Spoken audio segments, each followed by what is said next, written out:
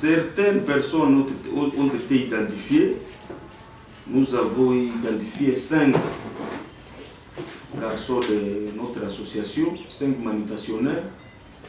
Et après avoir constaté que ces gens sont devenus un danger pour la communauté, pour l'association, nous avons pris une mesure de suspendre ces 5 personnes. Et nous avons aussi limité les réunions dans notre parking de Kiala. Désormais, il n'y aura plus de réunions dans notre parking de Kiala. Et ces 5 personnes sont exclus de l'association jusqu'à nouvel ordre. Déjà, des postes doivent entrer dans des églises, dans des marchés, pour sensibiliser la population, qu'ils puissent comprendre cet effet. On peut dire que depuis le déclassement de la riposte, il n'y avait jamais eu de sensibilisation pour ces gens, non? On a déjà fait des tours dans nos parkings pour sensibiliser nos membres. Dernièrement, j'étais même à Kiala, là où s'est passé cet incident. Le jeudi passé, j'étais à Ndiapanda. Donc vous savez, parmi les gens aussi, il y a les gens qui s'efforcent à ne pas comprendre. Ils savent que Ebola existe, mais ils s'efforcent à ne pas comprendre. Et aussi nous disons à notre gouvernement, j'ai l'intention que le gouvernement prend les choses à la légère. Aucune autorité qui parle de cette affaire. C'est comme si on attend qu'on puisse mourir à 100 personnes, à 200, pour que différentes autorités en parlent. J'appelle en tout cas les députés, les chefs de quartier, les bourgmestres d'entrer dans la DAS pour que la population comprenne que Ebola existe et que c'est un grand danger pour la population. Ebola c'est un grand danger plus que même les ADF. Monsieur le Président, il y a un certain moment, vous avez entamé la sensibilisation dans CISAS.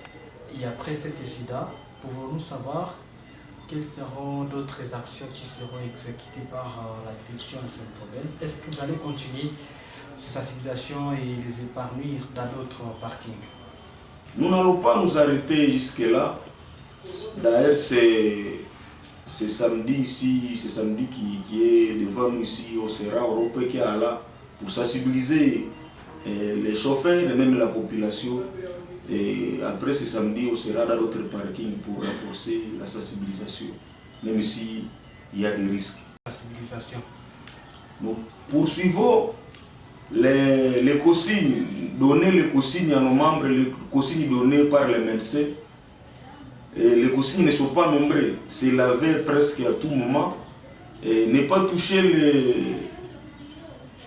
les cadavres et les personnes qui sont contaminées.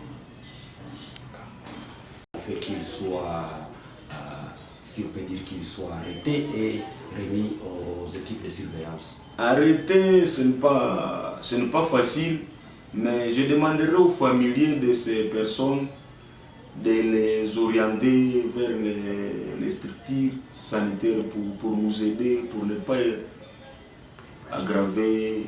Le même corps a été manipulé au niveau des Butungera par la population de la place. Et cette situation a dégénéré, c'était avant-hier. Vous avez quel message à laisser aux habitants de Butungera également? Nous disons à la population de Butungera de comprendre que Ebola existe. Même s'il y a ce qui ne va pas aux gens qui gèrent cette maladie, ils doivent comprendre que Ebola existe, Ebola tue. Et ils doivent suivre les consignes des médecins. Nous ne sommes pas, c'est comme nous chauffeurs. Nous ne sommes pas spécialistes. Comment on doit faire des discussions inutiles? Nous devons suivre les consignes des médecins, ça nous aidera. Bwana George, unaweza tuambia una ujumbe gani par rapport à Ngoya? Vous êtes président de l'association des chauffeurs, manutentionnaires et propriétaires de camions Ben à ville de Butembo. Vous avez une communication à donner à la presse par rapport à ce qui s'est passé au quartier Kiala. Est-ce que vous pouvez nous dire de quoi il s'agit? Oui, comme vous venez de le dire, nous avons appelé la presse de Butembo et ses environs.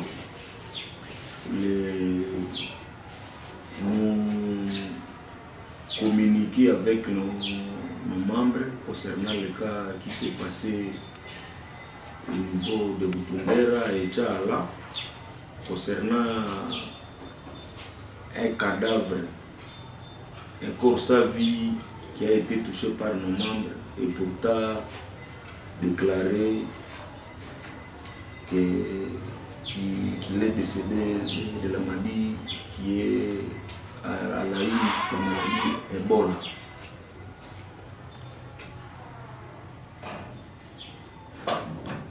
Alors, en fait, qu'est-ce qui s'est passé? Vous pouvez nous relater ce qui s'est passé là? Oui. Sa famille a constaté que sa famille a été convaincue que cette personne a été touchée par la maladie. On l'a conduit à l'hôpital. Après sa mort, on a voulu aller enterrer cette personne. Brusquement, les garçons du quartier, certains membres de l'association, n'ont pas compris que ce monsieur a été touché par la maladie. Et ils ont exigé aux médecins, aux autres personnes de la lever dans le cercueil pour qu'on s'assure que tous ces organes sont encore sur son corps. Après cette situation, les garçons, nos membres se sont imposés à lever le corps dans ce cercueil.